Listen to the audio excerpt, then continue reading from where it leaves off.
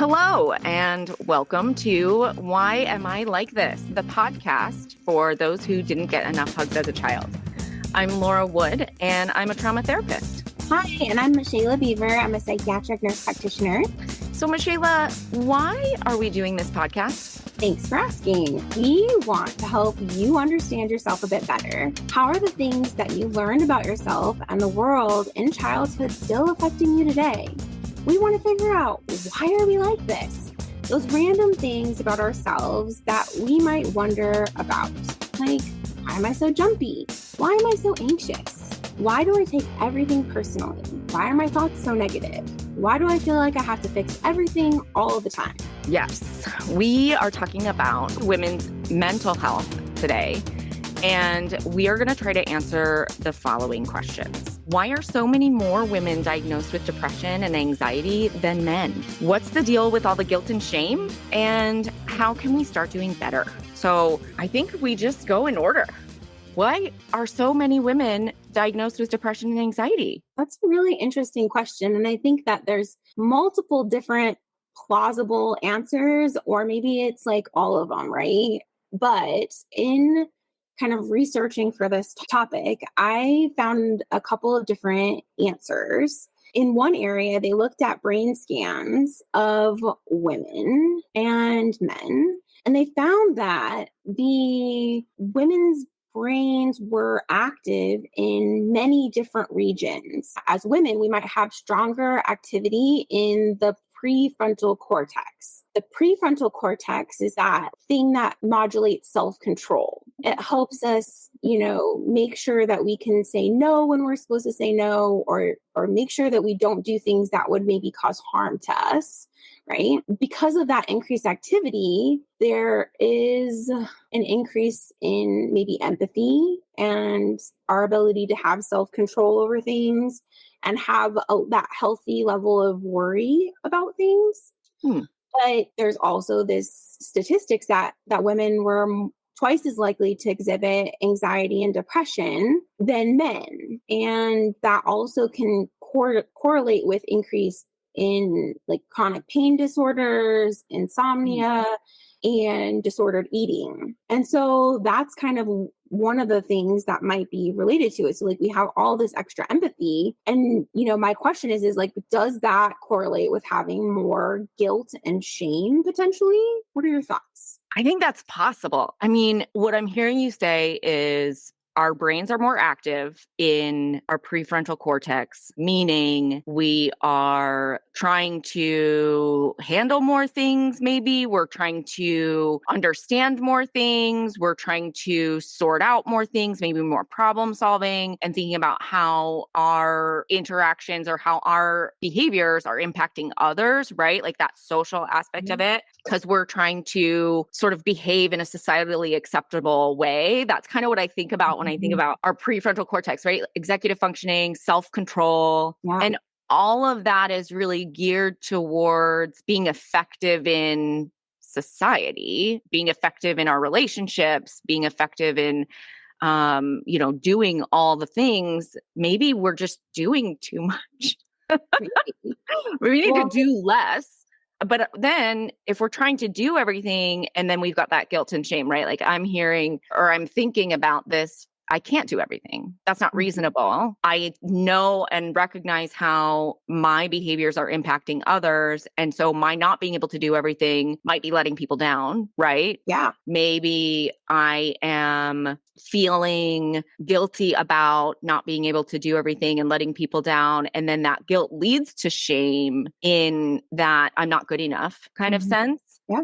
Right? Like that kind of feels like a cycle to me. I could definitely see that. In something else that I was looking at, was kind of talking about how guilt and shame are one of the like moral things that are used in culturally to conform, right? To fit in, to make sure that we're doing the right thing so that we don't get ostracized, so we don't get kicked out, right? Because it's a survival thing. Right? It's like, yes, if we get kicked out, then we'll die. Right. And so I have to conform to these things. Otherwise I'll die. Yeah, absolutely. That's so interesting that you talk about it that way, because the prefrontal cortex is one of the newest areas of our brain, right? From an evolutionary perspective. Like, it's the most recent. And if its job is to kind of help us manage in complex societies and help us maintain that connectedness or that like belonging space, like not getting kicked out of the tribe. I hear so much fear from people who are struggling with depression and anxiety, so much fear about how others perceive them, Mm-hmm. how their families will accept them, or whether or not they are worthy of acceptance and love. You know, if I am a part of a family who has historically maybe used guilt and shame as a way of control and a way of influencing behavior, you know, that emotional manipulation that I think we all have experienced at one time or another. Shaming and blaming is often a way to get children to do what they're supposed to do. And Right. as I'm thinking about this, I wonder, do we shame and blame our girls more often than we shame and blame our boys? Or is it that we as women are more sensitive to being shamed? So I think it's important that we discuss here the difference between guilt and shame. So Mm. guilt arises when we think that we've done damage or we've done something to hurt someone else, right? But Mhm. shame arises when we believe that we are damaged in some way. So we're unlovable, we're unkind, we're inferior, we're incompetent. And so that shame comes from those deep underlying things that we believe about ourselves. That's really interesting. Okay, so how do we possibly influence this feeling in our girls and in our boys? Like, if we think about in childhood, I heard a story the other day about a girl who got in trouble at school for punching a boy in the face. Oh, And it turned out that the girl was punching the boy because he was snapping her bra, oh, right? And uncomfortable. before she punched him, she asked the teacher at school to help her. She said, I need you to make him stop doing this. And the teacher said, just ignore it. And Okay. so when she went back to her seat and he continued to do that, and she'd asked him to stop and he's not stopping, she punched him in the face. Which is not an okay thing to do either. But what I got out of that story is, what are we teaching our girls? We're teaching them to internalize that whatever someone else does to me is my responsibility to sort of be okay with, Right. versus other people need to respect my boundaries, right? So I'm being taught that I'm not worthy of respect, that I have to sort of work through that on my own and just tolerate this behavior because it's not okay for me to have a problem with it. No one's going to help me with this problem. Nobody sees this as a problem except for me. So it must be me, must be my problem, Right. you know? Well, and that makes me wonder, like, clearly that child felt or had some kind of innate ability to stand up for themselves. Like, were they getting some of that at home to show them that, like, they can be their own hero in the story? Mm. I mean, granted, I don't think that, punching the kid is the right choice. But they ask for help, they advocate for themselves, and then nobody was there for them. And instead they reacted to the situation because they weren't given other skills from the people who were supposed to be helping them. Mm-hmm.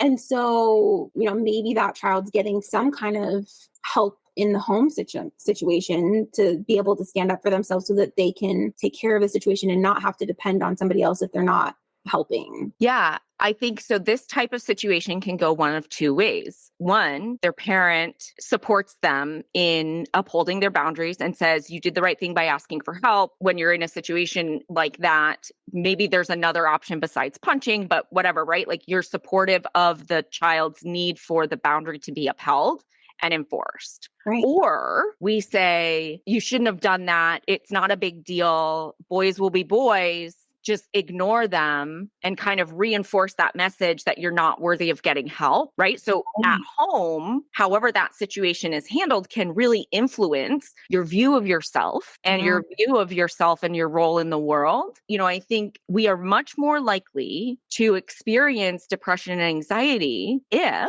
we are asking for help and help is not coming. Right. Because that is telling me I'm not worthy of getting help. I'm not worthy of having a better experience. There's something wrong with me. People aren't choosing to care about me, right?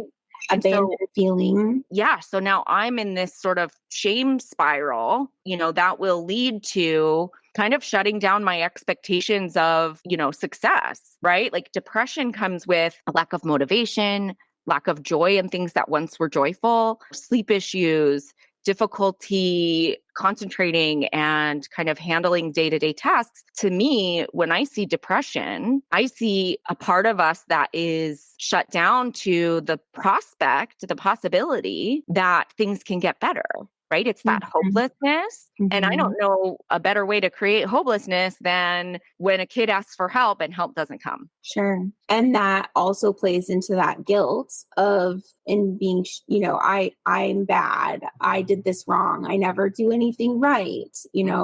Definitely that kid could have had a different outcome had the teacher just said, okay, well, let's move you. Or if they were like, hey, if this continues, here's what you need to do. But they were given nothing. They were given no guidance on how to handle that. And so when that kid finally broke, and at the last time that he snapped the bra, she probably went into a little bit of that fight or flight. Totally. Our brain shuts down and we make an impulsive decision just because we don't know what else to do.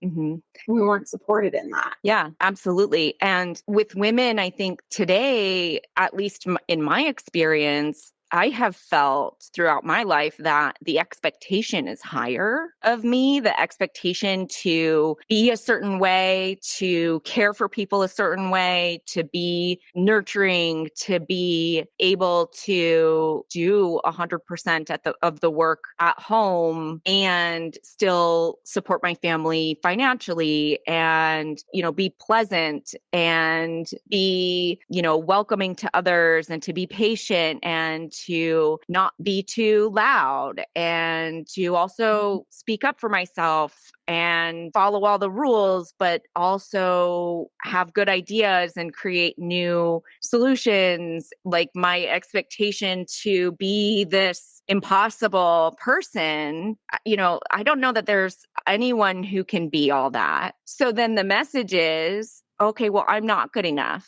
right? Because I'm not good enough to do all that. I'm not. I can't. No.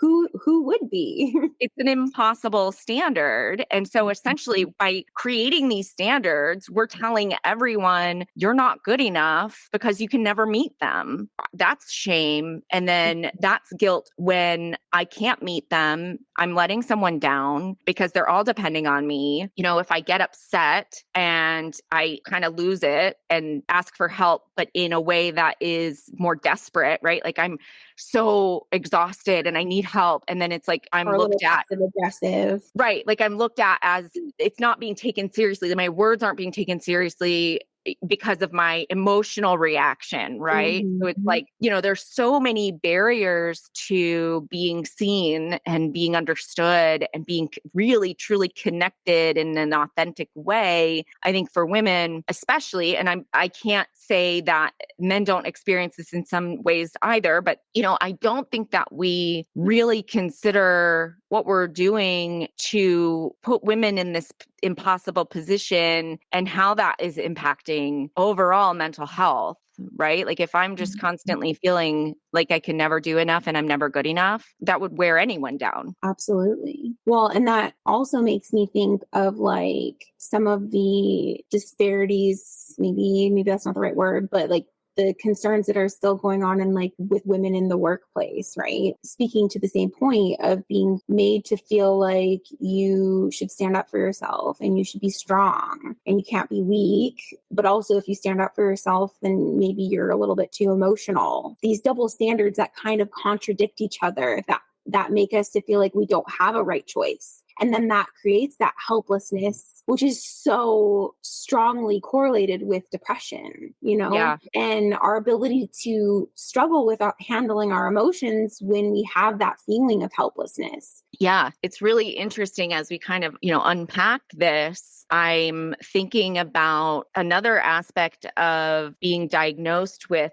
depression and anxiety. Could that even be part of the problem from the perspective of, oh, you need to change? You are sad and we want you to be able to be happy and be able to perform, and here, take this medicine. I think that more of us need mental health support than we even realize. But I'm just wondering about specifically the diagnosis versus if a man were to come in and present something similar to a woman, like that I have all this worry, or that, I'm tired all the time, or that I'm not interested in the things I used to be interested in. Would they get a diagnosis? Or would they be told that they probably are working too hard and like the pressures of providing, you know what I'm saying? Like, I wonder if we're hearing things differently from women versus men, and we're more likely to assign a problem for a woman, especially when it comes to like emotionality. Like, we're more likely to diagnose that than we would if a man was like complaining about some of those same things. I don't know. What are your thoughts? So what immediately comes to my mind is a couple of things. So first, what is the story that we're being told as children? As a child who's a boy, it's suck it up, take a salt tablet, walk it off. Don't have feelings, don't have emotions. And I think that women get that too, right? But we're also we have a little bit more allowance for feelings in girls. We tolerate that a little bit more in girls. And so then by the time the man might present, they're not complaining of as many of the feelings pieces of it, right? They're tired. They just might present differently. And so then that might get overlooked as being more of one thing than another, right? Because they were given a different message, right? And I think all of us, to some degree, we're given that same message of like, feelings are not okay. I must be happy all of the time. And if I'm not happy all the time, then there is something wrong with me. And so sometimes I think that that's what we're seeing, and they just don't know how to handle those emotions. And so then it gets labeled as depression and anxiety and whatever else, because they just don't know how to tolerate having any feelings at all. Because it's not okay. Yeah. I think in a lot of households, especially for those of us who grew up in like the 80s, for example, nobody cared how you felt. That just wasn't part of the conversation. I think women have more permission probably to express feelings or to have them at all, and as you were kind of talking about the story that they're telling, the guilt and shame came back for me. Like, a woman is much more likely to go into a doctor and say like, there's something wrong with me than a dude. Like, a guy is just not as likely to be like, oh, something's wrong with me and let me go seek help for it. They are much more likely to seek out their own solutions, like internalize it, not ask anybody for help, like just kind of deal with it, right? Shove it down or, whatever. And so I think that also is part of it, that women are more likely to go and do something about their mental health condition. I think that needs to be part of the conversation, and also needs to change if we want to stop these patterns and stop this cycle. I do see, and I do fully believe that this is getting better. I do see that more men are reaching out and asking for help. But the question is, before they get to me, how easily are they being identified? Because they're going to be coming in and being like, I can't sleep. I just can't sleep. I don't know what's wrong with me. No, nothing's happening. I'm not waking up in the middle of the night worrying about stuff. I just can't sleep. And so like the complaint looks different. So how often are they recognizing that this isn't just insomnia? This is really anxiety and depression. That's really what's going on.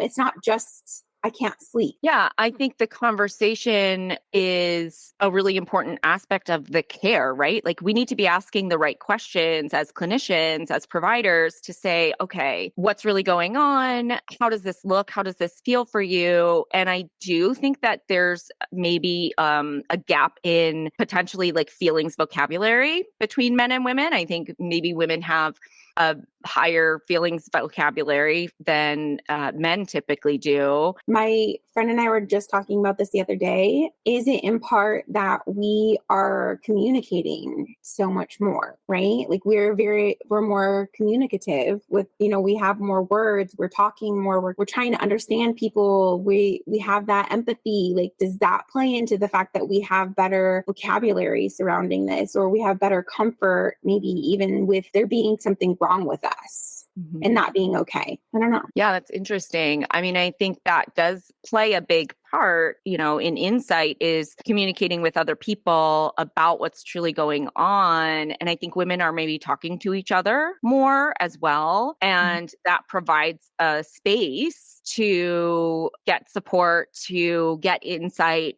to realize like, hey, maybe this is more than just a phase. Like I've been feeling this way for a long time, and maybe a friend could tell me, you don't deserve to have to feel this way all the time. Like things can get better. You can have help and you deserve that. And so I think those conversations, women are more social in those conversations about, internal things and feelings. Whereas I don't think that men necessarily are given that space quite as often, maybe more today, which I think is a good thing, and that's when we get into how can we start doing better? First of all, as clinicians, we can ask better questions and we can, really think through what somebody is telling us and not just hear that at face value. I think that's really important. There are things that you can do for yourself that one variable can have a ripple effect throughout the rest of your life. Mm-hmm. Yeah, I Like, love we talked I think, about, you had mentioned some supplements and nutrition.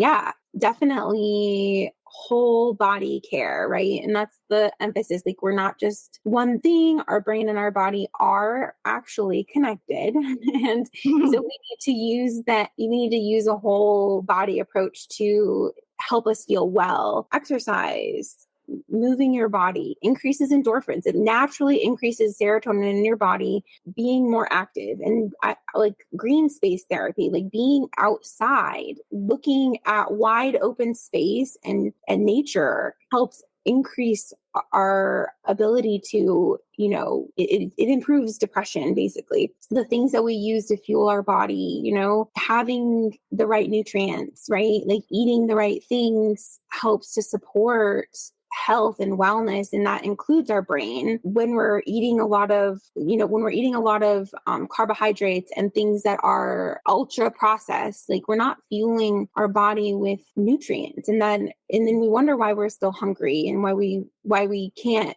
feel well. Some of the supplements that are calming would be like magnesium, L-theanine, holy basil, and then there was serotonin, like things that increase serotonin. So you can take like a 5-HTP or something like that, or you can just work on eating more proteins. And bananas have tryptophan, and that leads to serotonin. And so there's lots of things that you can do from a food standpoint that can help support those neurochemicals as well. That's really interesting. I think sometimes we think about our mind and just thinking differently, right? Like it's a mindset, not necessarily a whole body solution.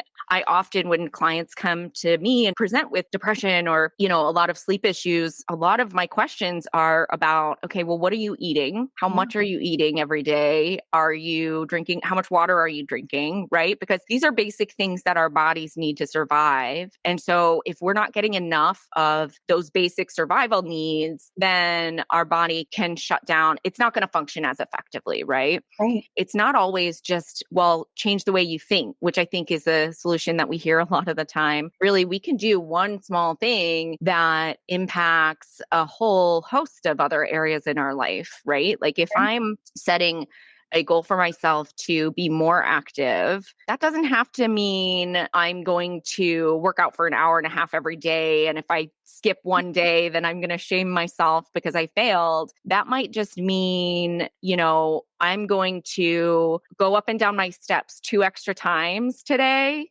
and I can feel good about that. Yeah.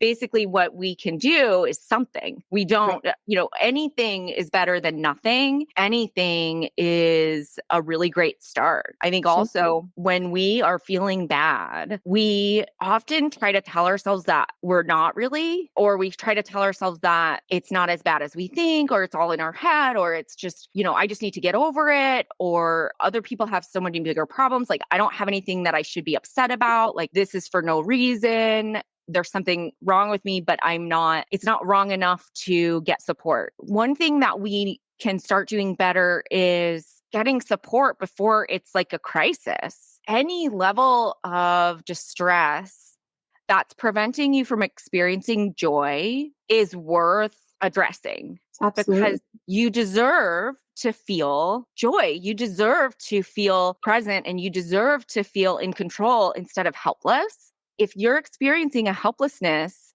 feeling at any time and it's kind of coming up for you a lot, then instead of talking yourself out of it, trying to sort of minimize it, I would say give yourself the credit and respect to listen to those feelings and get some support. And Mm, you can help yourself because you're not helpless, right? Like, taking that action is even a powerful thing in and of itself. absolutely. I was listening to this thing the other day, and somebody was saying that like until they saw the value in the treatment, they were able to come up with a lot of excuses as to why wasn't for them, or financially it was a hardship that they couldn't overcome. And it wasn't until they actually valued themselves getting better and the value of the treatment and seeing that it could work, that like let them overcome the financial burden of getting help. So what would you say to people about that piece of things? Because that comes up for me a lot, is that it's too much from a financial standpoint. I think I'm not in everybody's wallets, right? Like, I can't know exactly what the financial situation is in every family, but my perspective is that investing in care, when you start to notice that you're feeling kind of off, that you think as soon as you start to notice, like, I'm not fulfilled, I'm not in a place that I want to be, that's when you want to invest in care. And when you invest in good care, it doesn't last as long as when you prolong it. And then later on down the line, you're having to pay for therapy for a really long time because you have all of these things that have piled up over the years. The way that I kind of look at it is, the sooner you get started, the less you'll need prolonged treatment. So if you can get in and start working on some things and start really healing some of those wounds and some of those things that are making it difficult for you now, healing that stuff doesn't have to take forever. It's something that can be done, and can be done in a relatively, reasonable period of time. I think that it's much more expensive to put off care than it is to spend the money, spend the time, invest in yourself. And the reason why I say that is because you are feeling depressed and anxious. So you're likely spending money on things that you don't need. You're likely eating out more often because you don't feel like cooking dinner. You're probably, buying other supplements or other things that are not working for you, that are, sort of just quick fixes, or things like, if you haven't gone and gotten care and said like, okay, specifically for me, what's going to make the most sense? And you're just like buying this, buying that, this piecemeal approach, like that's going to be a lot more expensive than just going to meet with someone who can really assess your whole situation and offer you a treatment plan that is designed to solve your exact problems and support you as an individual, versus whatever quick fix we find online. And, I think I'm guilty of that too. Like, I've accidentally bought stuff off of, a social media ad here and there. And I'm like, oh, that was an impulse buy because I was feeling this way or whatever, right? Yeah. So, I mean, in my Well, experience, it's just more expensive to put off care. yeah. To speak to that too, like what comes up in my brain when you're saying that stuff is also like how much is that affecting you in your either pursuit of a career, your current career, and also in your family and relationships? Those things are also affecting all of that too. So yeah, I could definitely see that is a good argument for, looking at it and investing in yourself. And it is time consuming and it does take away from other things. But I really like, maybe I've said this before, but I really like what somebody said about time. And we all only have 24 hours in a day. And when we say, I don't have time for that, we're really saying, I choose not to spend time on that. And so all of the time that we have, it's a choice. And, it's hard. It's hard to manage how much time we have. But if we can find the value in what we're investing our time in, then we can, look at it in a different light. Mm-hmm. Yeah, I love that. We need to start choosing ourselves and choosing our care and choosing our wellness. Mm-hmm. Yeah. And as women, I'm sure everybody's heard this too, but like as women, we like often like have our glass and we like pour it out all over everybody. And we're like, I'm just going to keep giving and giving and giving. And then like there's like nothing left and we're so depleted and we have no energy. But instead, if we like filled our own cup up first and let it overflow to everybody, like we are so much better able to help other people and be there for the people that we want to be there for. Yeah, I think that is a great place to end today. Yes. Thank you so much for listening to Why Am I Like This? And if you like our show, please leave us a rating and review on your favorite podcast platform. Follow the show and share it with friends. This episode was written and produced by me, Laura Wood, and Michaela Beaver. Our theme song is Making Ends Meet by Thick as Thieves. And a special thanks to Benevary Counseling and Coaching and Active Healing Psychiatric Services for sponsoring our show.